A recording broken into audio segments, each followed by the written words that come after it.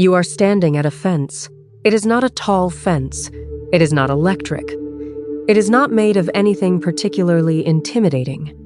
But there is a sign on it, and the sign does not say "keep out" in the way that signs at construction sites say "keep out." It says something quieter than that, something that feels older. And the guard standing 20 meters to your left is not looking at you directly, but he knows you are there, and you both understand that you are not going through that fence today. Behind the fence is Africa, the real Africa, not the coastline or the capitals or the national parks that appear in travel guides. The interior, the ancient interior. The part of this continent that has been quietly withholding its history from the rest of the world for reasons that are not always clearly explained and not always what they appear to be. 6 places, 6 locked doors, and not one of them locked against casual tourists. These are places where trained archaeologists, with institutional credentials and government letters of introduction, have been turned away. Some politely, some not. Wherever you are in the world right now, drop it in the comments below. I want to know who is standing at this fence with me. The cave system beneath Mount Elgon, Kenya-Uganda border. You are inside the mountain. Not metaphorically, you are physically inside it. Mount Elgon sits on the border between Kenya and Uganda, an ancient extinct volcano whose lower slopes contain one of the largest cave systems in Africa. The known caves Kitum, Makengeni, Chepnyalil are accessible. Scientists have studied them. Elephants famously enter them at night to mine the salt deposits from the walls with their tusks. But beneath the known caves is something the guides do not take you to see. A network of lower passages that descend significantly deeper into the volcanic rock than the tourist-accessible chambers. These passages were documented in a 1973 geological survey that noted their existence and their depth, and then noted something else: signs of prior occupation, not elephant occupation. Human occupation. Fire marks on the cave walls at a depth where no casual visitor would shelter. Geometric markings cut into the rock face at a height and with a precision that suggested deliberate inscription rather than accidental scoring. Deposits of worked bone and stone tools in a layer that the survey team estimated at a minimum of 40,000 years old. The survey team reported their findings to the Kenyan government. Access to the lower passages was restricted shortly afterward. The geological survey report was published in abbreviated form. The section describing the lower passage findings was not included in the published version. Both the Kenyan and Ugandan governments have maintained a restricted access designation on the lower passage system since the 1970s. Archaeological research applications for the lower cave system from 3 separate university teams since 2000 have received no response. The passages are still there. The marks on the walls are still there. And the question of who was living inside this mountain 40,000 years ago remains officially unasked. The inner enclosure of Great Zimbabwe. Zimbabwe. You are inside the great enclosure, and the walls are closing in. Not literally. The walls of Great Zimbabwe are wide at the base, sometimes 5 meters thick, and they taper as they rise to a height of 11 meters at their tallest point. They are made of 500,000 hand-cut granite blocks fitted without mortar. Standing inside the great enclosure, you feel the weight of those walls pressing inward. The space between the outer wall and the inner passage is narrow. Your shoulders almost touch the stone on both sides. This is what tourists see. The great enclosure, the hill complex, the valley ruins. 3 distinct sections of an ancient city that was home to between 10,000 and 18,000 people at its height between the 11th and 15th centuries.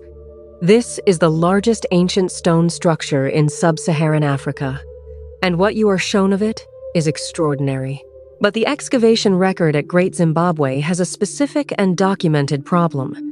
The earliest excavations of the site in the late 19th and early 20th centuries were conducted not by archaeologists, but by treasure hunters working for private companies under colonial administration. Their methods were destructive.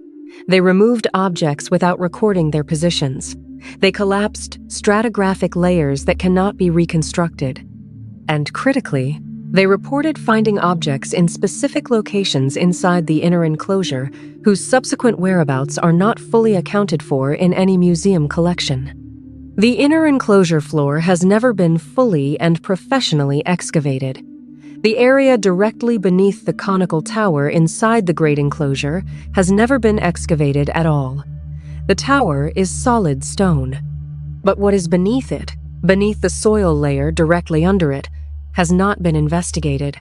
The Zimbabwean government's position is that the site has been sufficiently studied and that further excavation risks damage to existing structures. Archaeological applications specifically targeting the unexcavated inner enclosure floor have been declined. The conical tower stands. The ground beneath it has never been opened. The Tibesti Mountains Restricted Zone, Chad. The air here is completely still. The Tibesti Mountains in northern Chad rise from the Sahara Desert like something that has no business being there. Volcanic peaks, ancient calderas, a landscape so remote and so dramatic that it looks like another planet.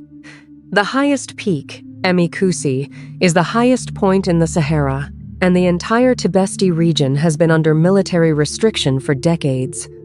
The official reason is security. The Tibesti has been a zone of conflict between Chadian government forces and various rebel groups intermittently since the 1960s. This is real. The security situation is genuine. But security restrictions in the Tibesti have outlasted every specific conflict that generated them, and they apply with particular firmness to the interior valleys and cave systems that contain some of the most significant rock art in Africa. The Tibesti rock art is not a secret. It has been documented in aerial photography and from the edges of the restricted zone. The images show animals that no longer exist in the Sahara: cattle, giraffes, hippos, humans in boats. A landscape that was wet and green and inhabited by a civilization that painted its world on the walls of volcanic rock with a sophistication and detail that makes the word primitive completely inappropriate. The interior sites where the densest concentrations of this art exist have not been professionally excavated or fully documented at ground level. Applications from French and German archaeological institutions for access to conduct ground survey of the interior Tibesti rock art sites have been declined by the Chadian government consistently since the 1990s. Satellite imagery shows additional site concentrations in the restricted interior that have never been visited by researchers. What that civilization knew, how long they were there, and what they left beneath the desert floor of those interior valleys is not known. The military checkpoints on the approach roads ensure it stays that way. The sacred forest of Osun-Osogbo, Nigeria. You hear it before you see it. The Osun River moves through the sacred forest of Osogbo in southwestern Nigeria with a sound that is different from ordinary water. It is not louder, it is more present. The forest around it is dense and old. The trees have not been cut here for centuries. The canopy is so thick that the light that reaches the forest floor arrives in shafts rather than sheets. Narrow columns of gold moving through permanent green shadow. The Osun-Osogbo Sacred Grove is a UNESCO World Heritage Site. It is recognized, it is protected. Tourists visit the outer sections. The annual Osun Festival brings hundreds of thousands of people to the grove's edge. All of this is known and celebrated. But the grove has an interior, a deep interior that the outer sections do not prepare you for. Shrines that are not on the tourist map.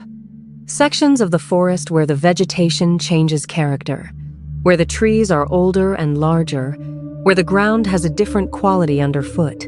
These sections are controlled by the traditional custodians of the grove, the priests and priestesses of the Osun tradition, and entry to them is not available to researchers regardless of institutional affiliation. Archaeological surveys of the outer grove sections have identified significant subsurface features. Ground-penetrating radar surveys conducted with permission in the accessible areas showed structural anomalies beneath the forest floor.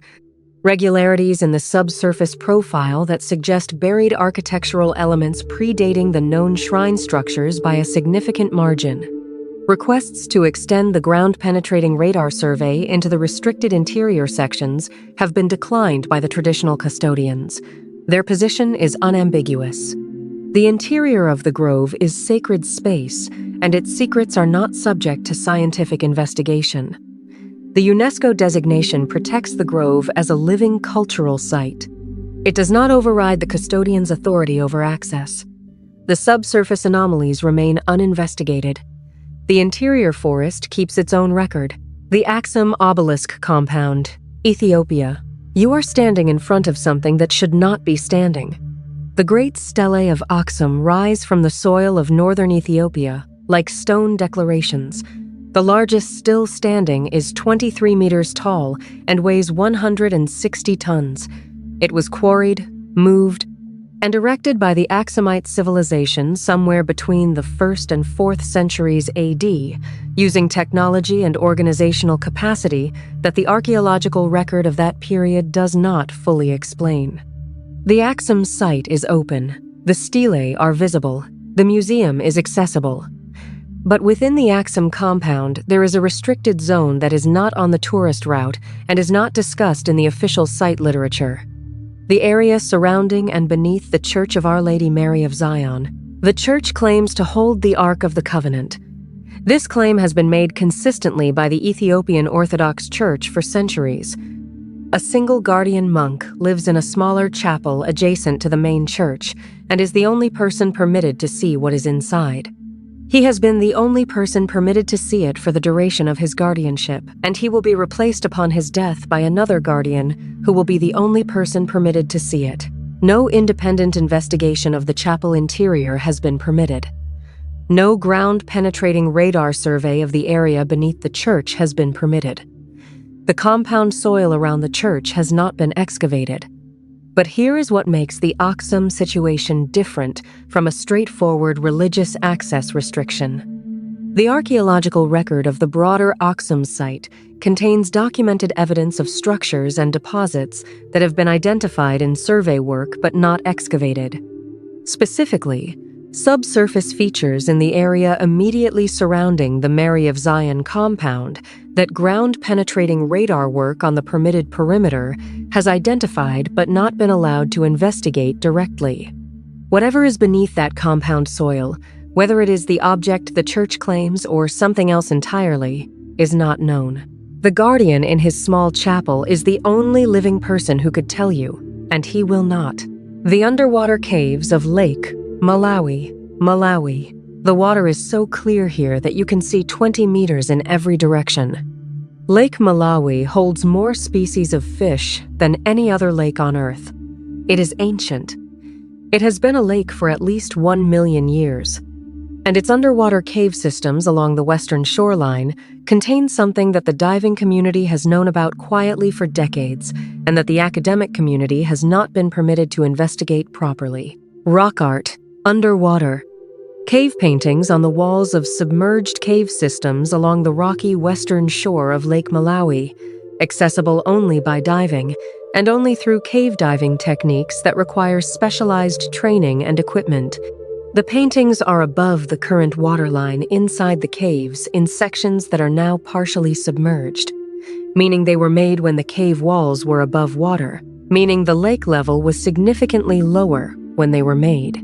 A Malawian dive operator documented several of these sites in the 1990s and reported them to the Malawian Department of Antiquities. The department's response was to restrict diving access to the specific cave sites where the paintings had been found, rather than to initiate archaeological investigation. The restriction has been maintained.